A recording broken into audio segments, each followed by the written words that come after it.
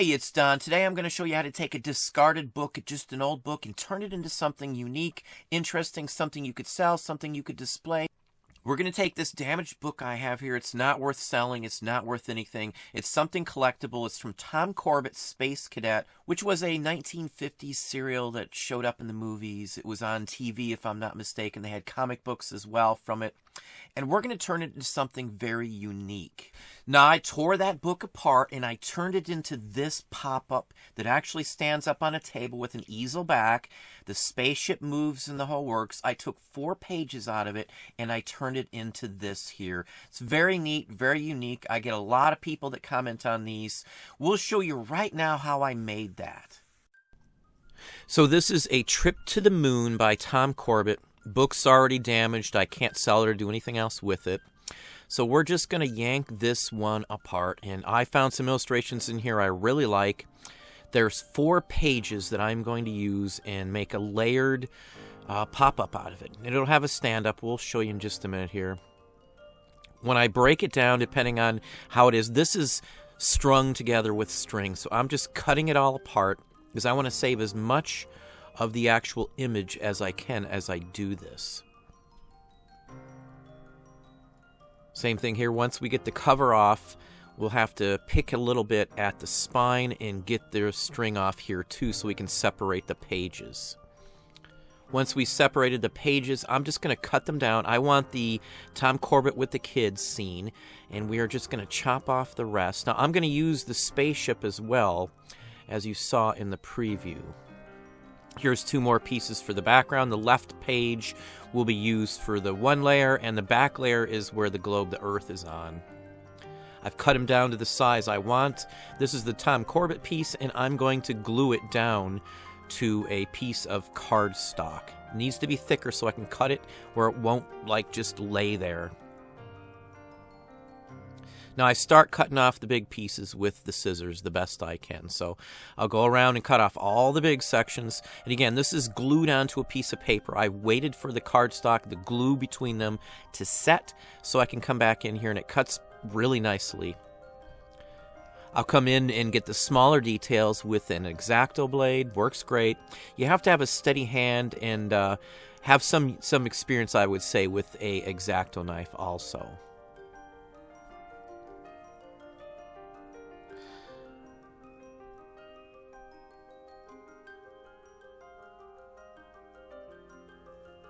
This is just the time it took. The longest time for the entire process is cutting out Tom Corbett and the kids. Now, I even touched up a little bit with some marker to fill in some spots so I wouldn't have to cut out any more than I had to. I wanted it more stable. Just takes the time, as I said. So this is where all the time is. I do color in the very edge of this. I could have used black paper as well. Now here I'm just sizing up. You see the background page. I'm going to glue that to another piece of cardstock, black cardstock, in just a minute here. But I want to make sure I have the right spot for it to be. So you can kind of see what I've decided on here. You can do it any size, use any kind of book you want. You can do it into a folding pop-up or just a stand-up. Now here I'm just going to glue it down. I've kind of eyeballed it. It's not an exact science. You don't have to have it exactly in one given spot or not. You do want to make sure you have enough glue, so I do a checkerboard pattern across the entire back. Sometimes I'll spread it out first before I glue it on. Sometimes I don't. It just depends. Just go ahead and glue it onto the cardstock. Again, this is just cardstock. Same cardstock I used for my Christmas ornaments or any of the other videos that I've done. Now here's that other section. I'm just going to cut out the spaceship, and we're going to glue that piece down to some cardstock as well. Again, just make sure it's fully covered on something like this, because this is a small item, and cutting it, you don't want it to separate from the cardstock. So I've literally coated it very much so, more than I have on any of the other ones. Make sure it's good and pressed down so there's no air gaps. And then we're going to cut that out as well, too. Same process. I cut out the big sections with scissors, and then I'm going to come back in and cut the rest out with an X-Acto blade, as you see here. Just be careful when you do it. I'll color in the edges too, so you won't see anything left over. Now I need to make a support for all of these. And you can see one of the supports here close up. I make a whole bunch of these in different sizes. The very background section, the rocks that you're going to see attached to right now, are lower. So then when I put Tom Corbett and the kids on, I have to have taller columns or support pieces for it, so it'll float over that. Now basically it's 2 thicknesses of paper to hold these up, and you'll get to see a close-up after they've been glued on here in just a few moments too. Now I size it off, make sure that any of the gaps, say between the legs or arms where I had to cut out, won't show the black background. So this secondary piece that I'm putting on the back above the globe section is just to cover up between their legs and stuff. Now I'm just adding the support pieces, and I'm going to use 3 of them. And these 3 pieces are all exactly the same size. These are shorter than the next set, which we will show you too. I spaced them out equally, so there's 3 of them, as I said, all glued on. And you can see what happens from there. It makes supports, so then the ground, again, this ground piece here is just another page, and I cut it out just like the rest. It's been glued to cardstock. I'll just add some more glue to the top of these supports, and then we're going to push down on them with the piece of ground. This makes a very interesting, very unique 3D element to it. Now, some people will make these and they'll actually put lighting in it, so light shines from behind the rock and it'll shine out through Tom Corbett. It's an interesting look. I've done it before too. Again, here's the next set of supports. Now, I'm going to do 4 supports for this level instead of 3. 2 on the bottom, and then we're going to do 1 on Tom Corbett's head behind it as you see me sizing them up now. Now I'm just gluing these down to the bottom, the main board itself where the globe is on first. And then we're going to come back in and we'll glue Tom Corbett, the astronaut space cadets as well. So we're just going to make sure they're in the right spot before we glue anything down. I went ahead and double-checked on where would be the best spot. And I kind of picked corners, so to speak. So it makes like a box almost where I have the columns, the support pieces here. I'm just going to add some glue on, and then we're going to stick Tom Corbett and the cadets on as well, too. Now, I've been a big fan of Tom Corbett. I love the artwork, so to speak, and I have all the comic books from the 50s as well, too, even the 4-color series. If you haven't checked out my other channel, I run the Auction Professor.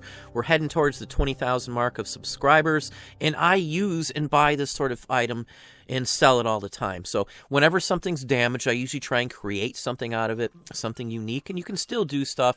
This is something you could sell on Etsy, even Homemade by Amazon, or any of those other platforms as well. You'd be surprised how easily these can sell in like an antique mall or something along that line also. Now we're getting ready to do the most complicated part, which is the spaceship, the Polaris. Now here I'm going to cut with an X-Acto blade, a really nice straight line to make a slit in there. Now this is going to be the lever that actually makes the spaceship move. It's just a doubled over folded piece of paper which I glue together. And this is the column, the support that's going to hold up the spaceship, the Polaris. I've just kind of estimated on size. We're going to cut this down a little bit just so it sticks off the front facing of the card a little bit to give that depth. That's the part that I want to make sure. Now this is going to be folded over. Any piece that I do for construction on this is usually double. And as you can see, I made it the same way I made the supports for the other attachments such as Tom Corbett himself. I usually put glue on one side, and we're going to fold this down. This is probably the most complicated part, but there's really not much to it either.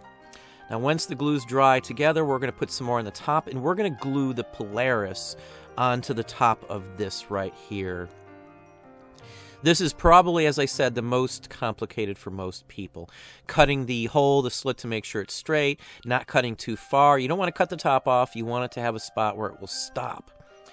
And this is going to go through that opening too. So once the Polaris is glued onto this support, we're going to slide it through, and we'll be able to fold over the pieces, the flaps on the back, and glue the sliding piece, the piece that will make it move, the action arm, I guess you could say, which is what we're doing now. You don't want to get any glue anywhere else. This is just the back of the Polaris piece.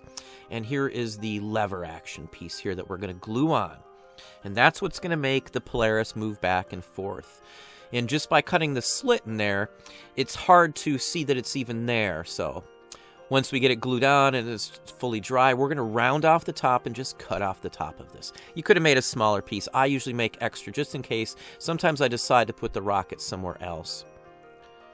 As you can see, it moves freely. It's not as firmly able to move right now until we put a back on it. And so right now we're going to glue this piece onto another sheet of the exact same cardstock. But we're going to leave the section where the slider piece is, the lever, free of glue. That way it will have room to glue, or room to slide, I should say. Now, if you get any glue where it shouldn't be, just wipe it off. Once it dries, then you can worry about it later. It's not going to be in the way, I promise you. And I'm going to check it once we stick this together, too. Again, you need a lot of glue to make sure it's not going to go anywhere.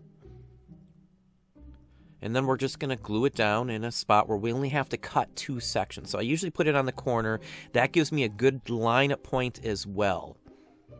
We're just going to firmly press it down on here as well. Make sure it's on there, no air bubbles.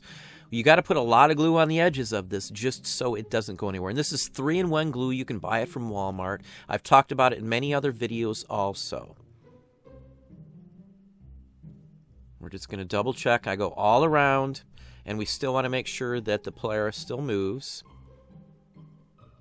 And we're just going to cut off the rest. Now, if you don't have a steady hand, just use a ruler. I can do it by hand and just run it along the edge of the cardstock because it's thick enough to do that.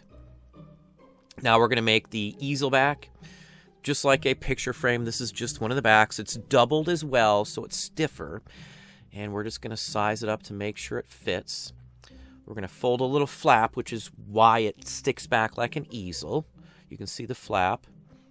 And then we're just going to glue these 2 pieces together. Again, double thickness for everything we do. And then we're going to glue that little flap that we folded over. That's the only spot that's going to be glued.